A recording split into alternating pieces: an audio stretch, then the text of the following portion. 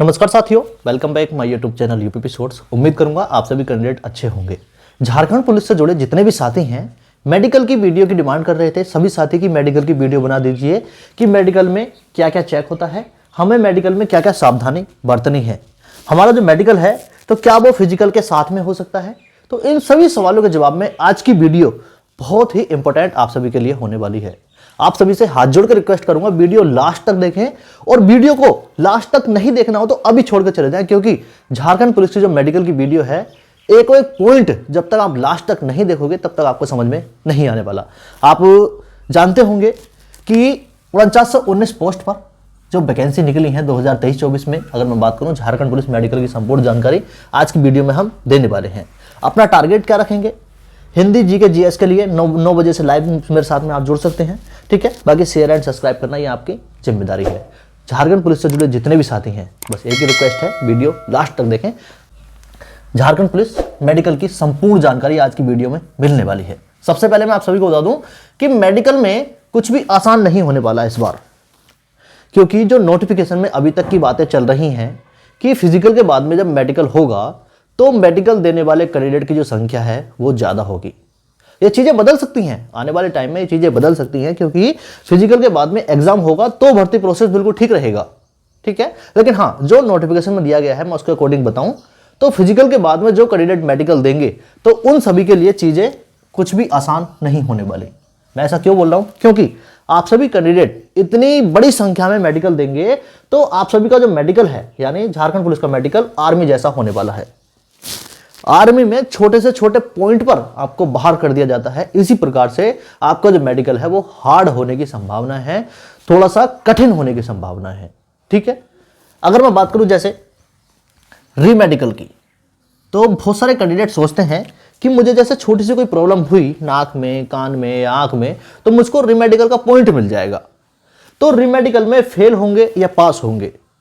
जब इतनी बड़ी संख्या में कैंडिडेट मेडिकल देंगे और जो लिखा है कि 3 गुना कैंडिडेट एग्जाम देंगे, जो लिखा है नोटिफिकेशन में, चीज़ें चेंज हो गई ये बात अलग है, चीज़ें चेंज हो जाएंगी, लेकिन जो अभी तक नोटिफिकेशन में लिखा है तो 3 गुना कैंडिडेट के लिए कितने कैंडिडेट को फेल करना पड़ेगा। तो री मेडिकल में बहुत सारे कैंडिडेट फेल होंगे, पास की तो आप उम्मीद ही छोड़ दीजिए, ठीक है। आगे हम चलते हैं, मेडिकल में क्या क्या चेक होता है। देखो नॉर्मली सी बात है, पुलिस का जो मेडिकल होता है चाहे वो कोई भी पुलिस हो बहुत आसान होता है। मैक्सिमम प्राइवेट पार्ट भी चेक नहीं होते हैं, यूरिन टेस्ट नहीं होता है, ब्लड टेस्ट नहीं होता है, लेकिन यहां पर ये सभी चीजें होने की पूरी पूरी उम्मीद है, क्योंकि आप सभी का जो मेडिकल है वो आर्मी जैसा होगा इस बार, क्योंकि जो मेडिकल की चीजें हैं वो कुछ भी आसान नहीं रहने वाली। तो हम बात करेंगे कि मेडिकल में क्या क्या चेक होता है। सबसे पहले हम बात करेंगे आंख की। सबसे पहले हम बात करेंगे आंख की, तो आंख में सबसे पहले टेस्ट होगा दूरदृष्टि दोष, उसके बाद में निकट दृष्टि दोष।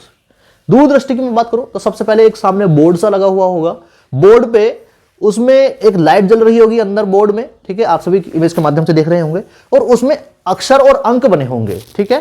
तो वो आपसे दूर से पढ़वाए जाएंगे कि वहां पर क्या लिखा है। उसमें पहले बड़ा अक्षर पढ़वाया जाएगा, फिर उससे छोटा, फिर उससे छोटा। अगर आपने सबसे छोटे वाला पढ़ दिया तो आपका दूरदृष्टि दोष बिल्कुल ठीक है, कोई दिक्कत नहीं है। फिर निकट दृष्टि दोष पढ़वाया जाएगा आप सभी से कि आपको निकट दृष्टि दोष तो नहीं है। फाइनली आप सभी कैंडिडेट से आपका जो मुख्य इंपॉर्टेंट टेस्ट होता है वो होता है कलर विजन, ठीक है। कलर विजन की बुक होती है, आप देख पा रहे होंगे मैं इसके माध्यम से, ठीक है। तो उस गोलाकार बुक्स में कुछ अंक बने होते हैं, कुछ आकृतियां बनी होती हैं, उन अंक को आपको पहचानना होता है। वो जो अंक हैं वो अलग अलग कलर से लिखे होते हैं, ठीक है, आप पढ़ पा रहे होंगे। ये हो गया कलर विजन। आगे मैं बात कर लेता हूं नाक की।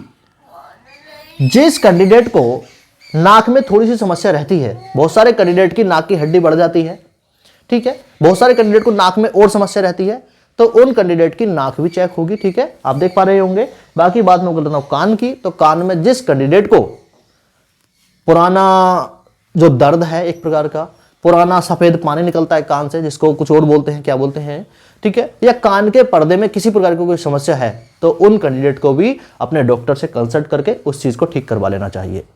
आगे मैं बात कर लेता हूं नोकनी और फ्लैट फुट। ये सबसे इंपॉर्टेंट चीज है आपके मेडिकल में आंख के बाद, ठीक है। नाक और कान में बहुत सारे कैंडिडेट बाहर नहीं होते हैं।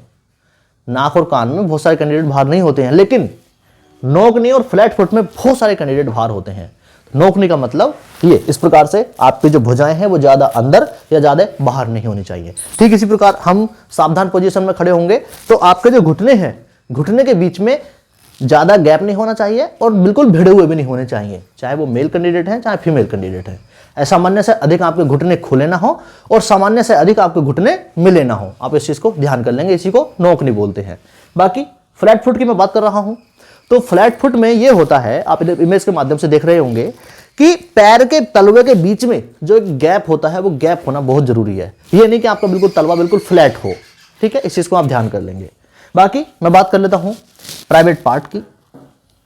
तो आर्मी में 100% जिस कैंडिडेट ने, आप में से भी किसी ने मेडिकल दिया होगा, तो आर्मी में प्राइवेट पार्ट चेक होता है, बिल्कुल चेक होता है। इसी वजह से मैंने यहां पर लिखा है कि प्राइवेट पार्ट भी चेक होगा, क्योंकि आपका मेडिकल आर्मी जैसा होने वाला है।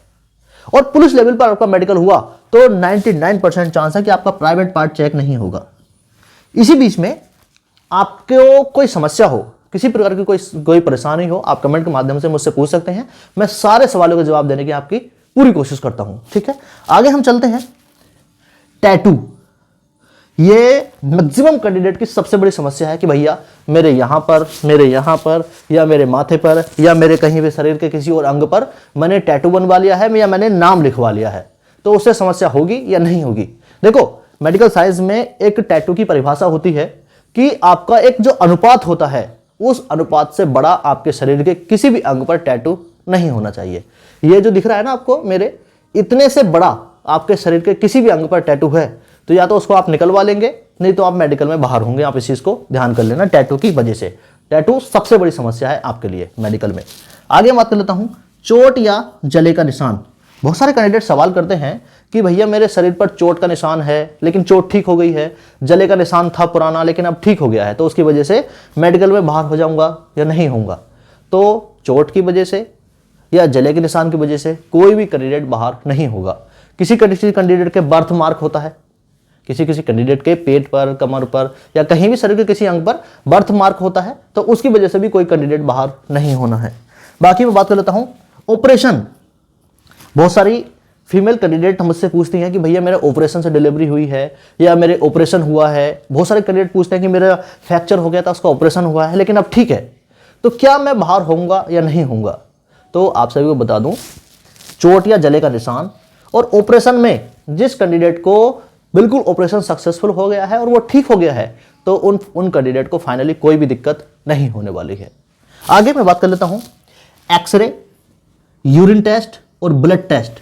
ये बहुत इंपॉर्टेंट हो जाता है आजकल मेडिकल में, क्योंकि पहले ये सभी चीजें नहीं होती थी। पहले नहीं होती थी एक्सरे और ब्लड टेस्ट, ठीक है, लेकिन अब फाइनली ये सभी चीजें होने लगी हैं। ठीक है, आप इस चीज को ध्यान करेंगे, एक्सरे भी होगा आपका, यूरिन टेस्ट भी होगा और ब्लड टेस्ट भी होगा। यूरिन टेस्ट और ब्लड टेस्ट में एक सावधानी आप बरतेंगे, आपको अपना ही यूरिन देना है, आपको अपना ही ब्लड देना है। ये नहीं कि आप किसी और का दे दें। अगर आपका यूरिन पीला आ रहा हो तो कोई भी कैंडिडेट ये नहीं समझेगा कि मैं फेल हो जाऊंगा, नहीं, आपको अपना ही यूरिन देना है। ठीक है, आगे मैं बात कर लेता हूं, क्या फिजिकल और मेडिकल एक साथ होंगे। तो फाइनली जो चीजें लिखी हुई हैं, अभी जो चीजें लिखी हुई हैं नोटिफिकेशन में, तो उसके अनुसार आपका फिजिकल के बाद में मेडिकल होगा।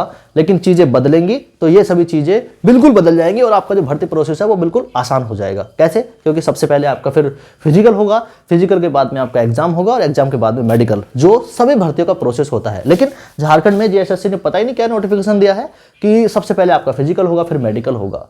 नोटिफिकेशन में त्रुटियां हैं और ये सुधरने की पूरी संभावनाएं हैं। बाकी आप सभी कैंडिडेट को बता दूं, एग्जाम हॉल में या जब आप तैयारी कर रहे हैं तो आप अपना टारगेट 200 प्लस का रखेंगे, 200 प्लस का आप अपना टारगेट रखेंगे। ठीक है, हिंदी, जीके और जीएस के लिए आप मेरे साथ में 9 बजे लाइव सेशन के माध्यम से मेरे साथ में आप जुड़ सकते हैं।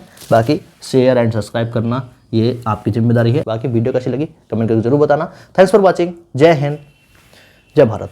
वीडियो पसंद आई हो आप लाइक कर सकते हैं, अपने दोस्तों में शेयर कर सकते हैं। नमस्कार।